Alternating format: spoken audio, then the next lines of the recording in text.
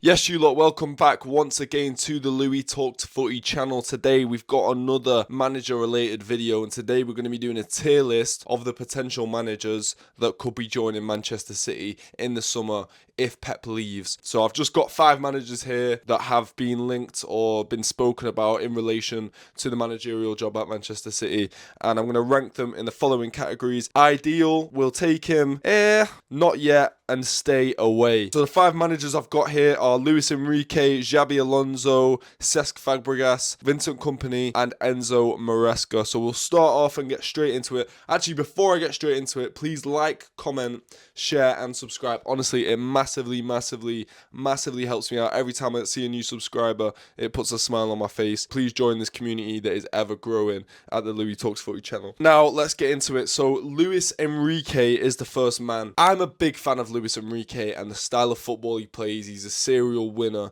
I really love this guy. For a while, I've been thinking, if Pep leaves, the one man I want to join Manchester City and take over from Pep Guardiola is Luis Enrique. This is because, like I said, he's a serial winner and I like the style of football. It also would feel the most similar to when we appointed Pep Guardiola, if you know what I mean by that. So when we appointed Pep Guardiola, he was the best in class. He was a serial winner. He played an exciting brand of football. So I look at Luis Enrique and what he did last year, which is obviously very recent. I just look at him and see success and see a winner. And that's what it was when Pep Guardiola joined. He was the best in the world. And I feel like at the moment, there's an argument to be made that Luis Enrique is the best manager in the world. That PSG team that were playing last year, high intense pressing, high possession as well, keeping control of the game, and an exciting football, heavy emphasis on the attack.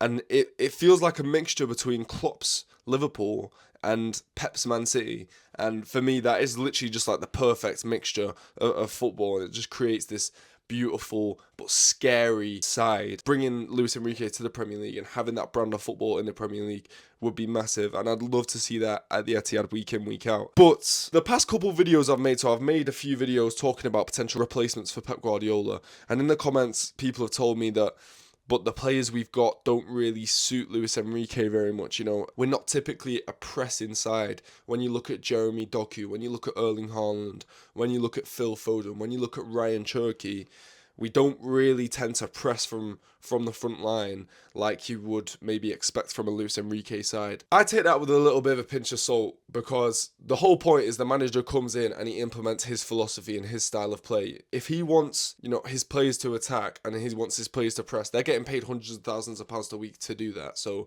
why can't they do that? They're all fit, they're all athletic. Why can they not press? So I don't know about that one. Also, the other thing was that Luis Enrique doesn't really play with a big, strong target number 9, which obviously we have in Erling Haaland. He takes up so much of our wages, and he's obviously a massive part of the club and the team. He's the face of the club. So would he work in a Luis Enrique system? I don't know. Luis Enrique, for me, I don't know whether there'd have to be a massive rebuild and you have to bring in loads of players and players would get dropped and it'd be a really sticky situation at the beginning.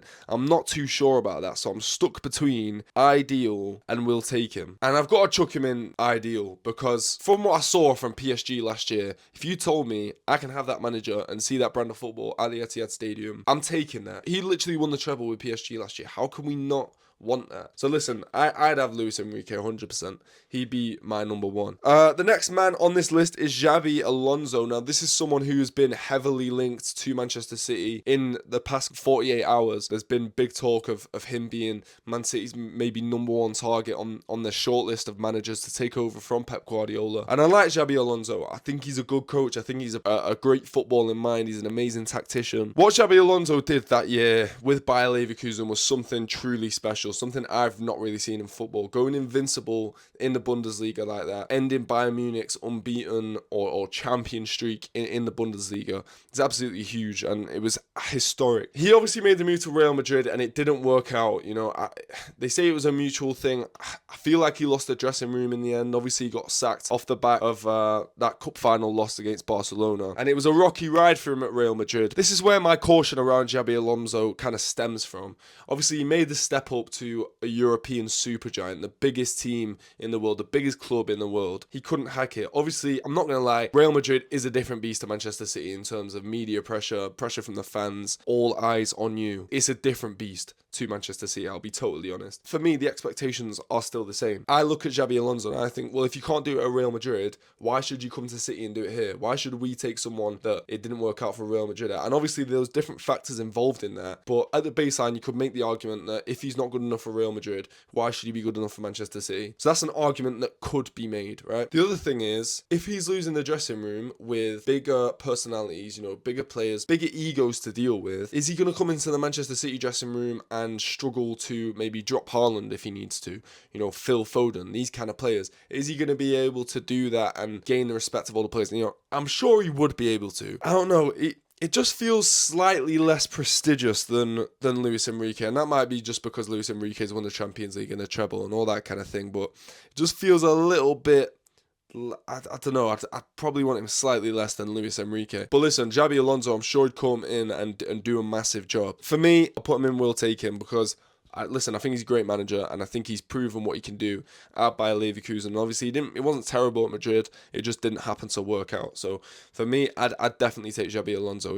Looking at some of the other managers on here, definitely take him over those kind of boys. The next man is Cesc Fabregas. Now, this guy has done an absolutely amazing job with Como in Italy. I think he came in 2023, like November 2023, something like that. Como were in the second division of Italy, and he's brought them all the way up to the top tier, and now he's sat in 6th. When you look at that is an amazing job that this guy's done. Like, again, seriously special. Like the Xabi Alonso thing, you can tell that this guy must have something about him, must have some serious level of footballing IQ and managing ability to be able to do that with a team like Como. This is going to be a punt though, because can we take him from Italy and can he implement that same style of play at Manchester City in the Premier League? A lot more physical, a lot faster. It's a different beast coming to the Premier League, and if he's not managed a club with such pressure and such expectation, could he capitulate under that pressure? And that would be my qualm with Cesc Fabregas. The only other thing is that he is similar to Pep Guardiola in terms of style of play. Obviously come from that kind of Pep Guardiola academy of managing, if you know what I mean by that, like kind of players and managers or assistant managers that have come from Pep Guardiola, more obviously a player in this case. So I feel like he gets Manchester City a little bit more, or I feel like he'd be in a better position to take over from Pep Guardiola. So listen, I think Cesc Fabregas is a good shout, and it's a good person to be monitoring for the future maybe, but not quite yet for me, not yet. If we appointed him, I wouldn't be too mad, so I'm going to stick him in the middle one.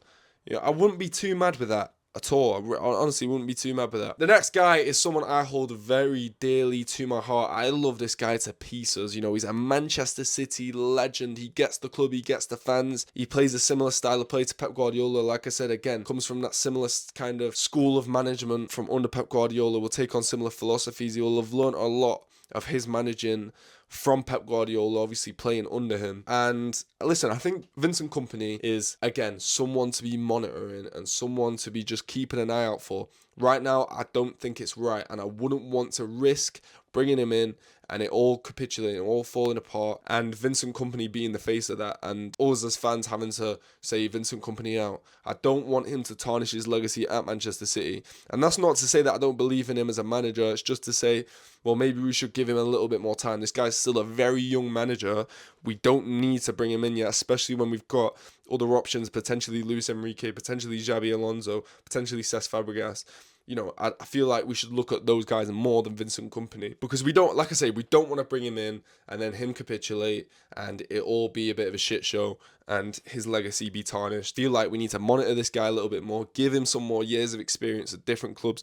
Bayern Munich's a massive job. It's a huge job. They are a huge club, arguably a bigger club than Manchester City. So listen, he's handling it well there, but the Bundesliga is a very different beast to the Premier League. Also, I have to mention, he did so well with Burnley, bringing them up from the Championship, and that is arguably one of the most competitive leagues in the world, the Championship. Bringing Burnley up from the Championship in the fashion that he did, playing the football that he did, was absolutely amazing, but ultimately, when he came up to the Premier League, he got relegated, and that's because he couldn't play that same brand of football in the Premier League than he could the Championship, because the quality was so different.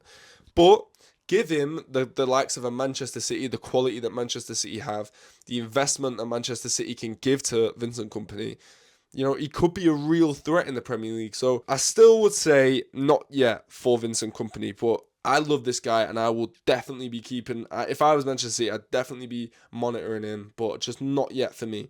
I feel like we can still do 5-10 years without him. Let him progress, let him develop, let him mature as a manager before we bring him in, when we know exactly what he's capable of. Right, the next guy is Enzo Maresca.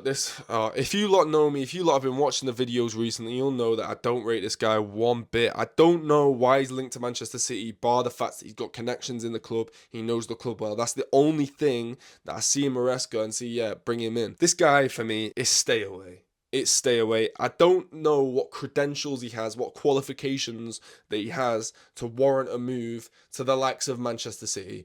I don't understand that. You lot can let me know in the comments if I'm being too harsh on Enzo Maresca here, but yeah, you got promoted with Leicester. That's all right. Listen, you did well. You then get the move to Chelsea, and you were bang average with Chelsea. Like, yeah, you won the flipping Club World Cup. Yeah, you won the Conference League. You know, maybe he's a better cup manager than he is a league manager. But at the end of the day, he's very inconsistent in the league with Chelsea. Again, he comes from the same kind of school teachings of Pep Guardiola and plays a similar style of play, similar philosophy to Pep Guardiola. Well, we've got Pep Guardiola right now. Why do we need someone who wants to be Pep Guardiola, or someone who plays a similar brand of football to Pep Guardiola, and when we have the real thing? And obviously that can be said about Cesc Fabregas and Vincent Kompany. Vincent Kompany's at Bayern Munich, and he's doing well with Bayern Munich. He's won league titles with Bayern Munich, so that's he's already more proven than Enzo Maresca. Cesc Fabregas, what he's done at Como is valid, so look at him as an option. That's very special. Same as Xabi Alonso. He's managed at Real Madrid. He did amazing with Bayer Leverkusen, and obviously Luis Enrique is very qualified to manage any team in the world for me. Enzo Maresca isn't in this conversation for me. He just isn't. And I don't want to see this guy at my club. If he comes in and he gets appointed by the club, I'll back him all the way because he'll be my manager. But right now, I don't want him near the club. I don't think he deserves the job. So I'm sticking Enzo Maresca in, stay away. You lot can criticize me on my picks in the comment section down below, but please like, comment, share, and subscribe. It massively helps the channel out. I appreciate you all who have been commenting and supporting me. It makes a massive difference. So keep on doing that, and I'll see you lot in a bit.